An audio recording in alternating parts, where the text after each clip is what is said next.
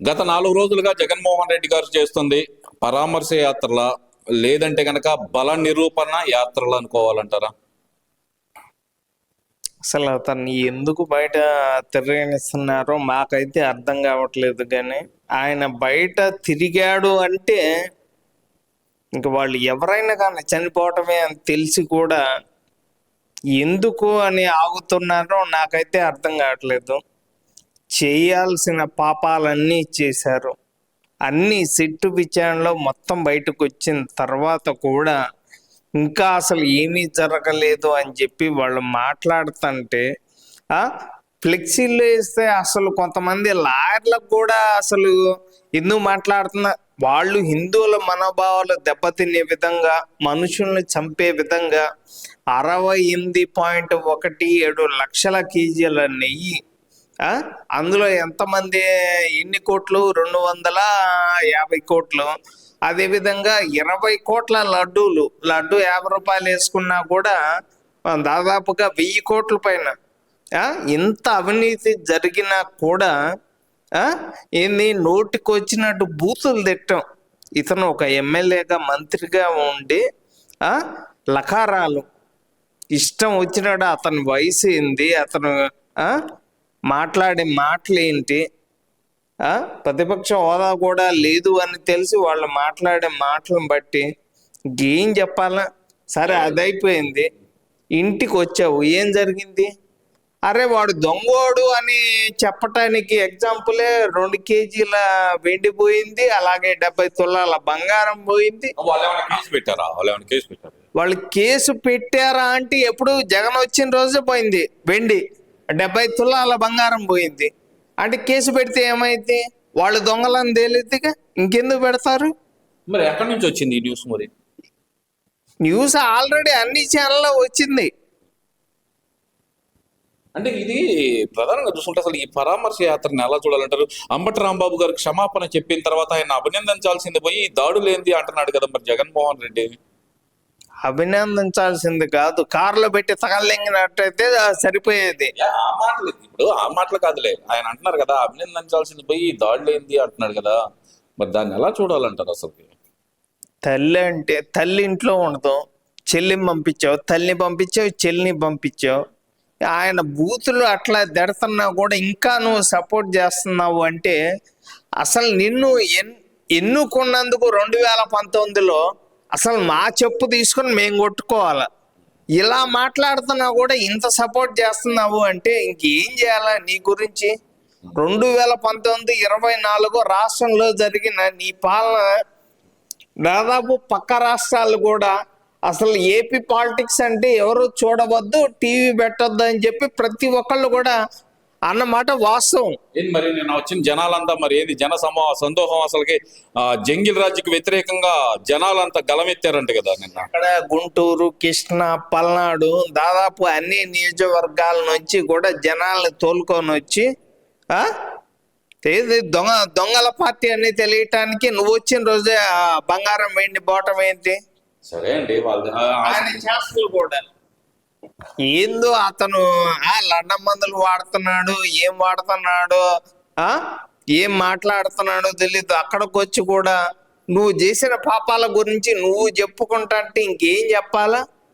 చేసింది పనికి మాల పని అని తెలిసి కూడా ఇప్పుడు సరే అవన్నీ ఓకే, వాళ్ళ వ్యవహారం వాళ్ళది, మిగతా వాళ్ళ వ్యవహారం మిగతాది, దాని సంగతి తీసేయండి. నిజంగానే జనాలు అందరూ అంత సీట్ వచ్చారంటారా? మరి నిన్న వచ్చిన జనం కూడా, అంటే నిన్న ఇబ్రహీంపట్నం వెళ్ళినప్పుడు కూడా వచ్చిన జనం 30 కిలోమీటర్లు వెళ్ళడానికి కూడా 7 గంటల సమయం పట్టింది. మొన్న కూడా అదే పరిస్థితి, గుంటూరు రావడానికి 7 గంటల సమయం పట్టింది. అంతమంది జనవాహిని వచ్చారంటే కనుక ప్రభుత్వం మీద వ్యతిరేకత ఉంది కదా, జంగిల్ రాజ్యకి వ్యతిరేకంగా గలం విప్పడానికే వచ్చారంట కదా వీళ్ళందరూ. వ్యతిరేకత ఉంది అని చెప్పి ఎవరు మాట్లాడుతున్నారు? ఎన్ని సీట్లు వచ్చినాయి మీకు? 11 సీట్లు వచ్చినాయి. కూటమికి ఎన్ని సీట్లు వచ్చినాయి? ఊరక మాట్లాడమంటే మాట్లాడడం కాదు.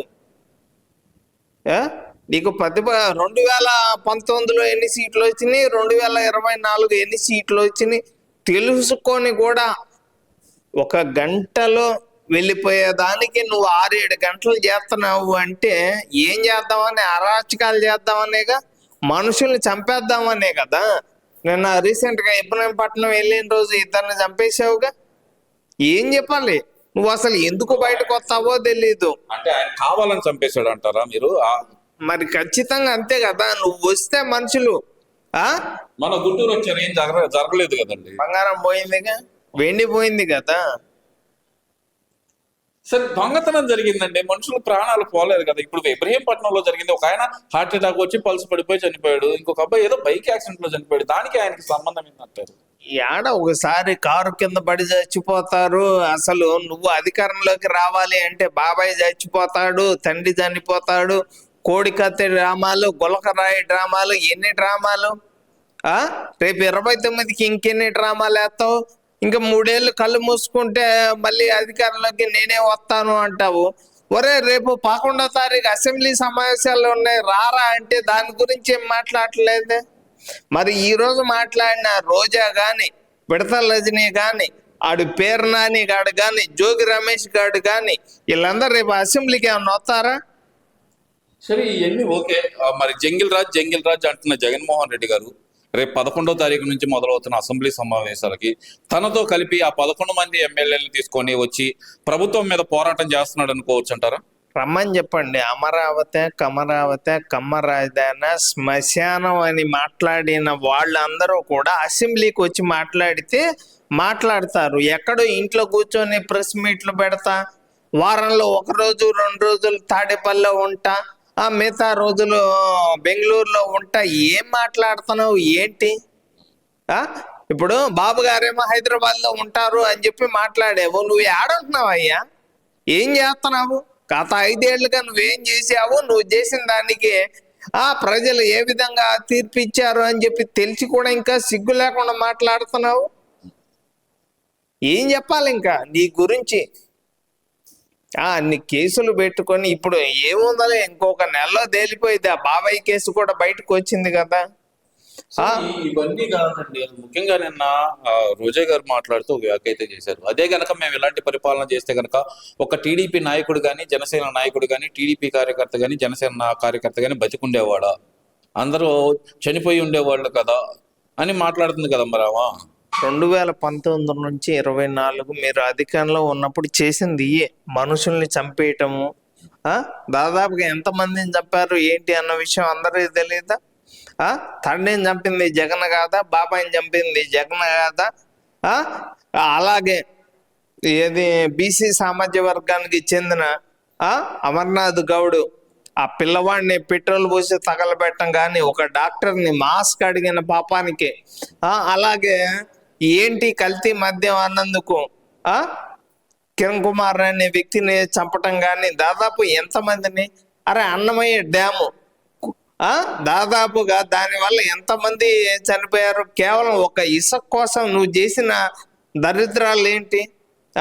పోలవరం డ్యామ్ డయాఫ్రమ్ వాల్ నాశనం అవటానికి 400 కోట్ల పైగా లాస్ రావటానికి కారణం నువ్వు కాదా?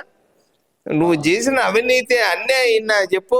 కల్తీ మద్యం ఏంటి, ఇసుక మాఫియా ఏంటి, గంజా ఏంటి, లడ్డూలో సింథటిక్ నెయ్యి. నిజంగా నువ్వు సైంటిస్ట్వే. నిజంగా అసలు ఆవు లేకుండా, పాలు లేకుండా, వెన్నపూస లేకుండా నువ్వు అన్ని లక్షల కేజీల నెయ్యి నువ్వు తయారు చేసావు అంటే ఎక్కడ? బోలే బాబా, అనిల్ సింగల్ ఏంది, ధర్మారెడ్డి ఏంది, వైవి సుబ్బారెడ్డి ఏంటి, బొమ్మన కరుణాకర్ రెడ్డి ఏంటి, చేసిన పాపాలు. మీ అయ్యే పరిస్థితి ఏమైంది? 7 కొండలు కాదు 3 కొండలు అన్న పాపానికి 3 మొక్కలు అయ్యాడు. ఇప్పుడు అవన్నీ ఓకే అండి, అవన్నీ ఓకే. మరి నిన్న ఆర్కే రోజా గారు వచ్చి గుంటూరు ప్రాంతానికి సంబంధించిన గుంటూరు 2 ఎమ్మెల్యే గారి గురించి ఒక తీవ్రమైన వ్యాఖ్య చేశారు. 3 అడుగులే ఉంటుందామా, ఇదివరకు గోండాయిజం చేసిందేమో, రౌడీయిజం చేసిందేమో రాజకీయాలకు రాకముందులో, ఇప్పుడు వచ్చి 3 అడుగులే ఉంది, ఎగిరెగిరి పడుతుంది అంటూ ఆమెను బాడీ షేమింగ్ చేసే విధంగా మాట్లాడటాను ఈ రోజు ఆర్కే రోజా గారు మాట్లాడటం అసలు ఎలా చూడాలంటారు?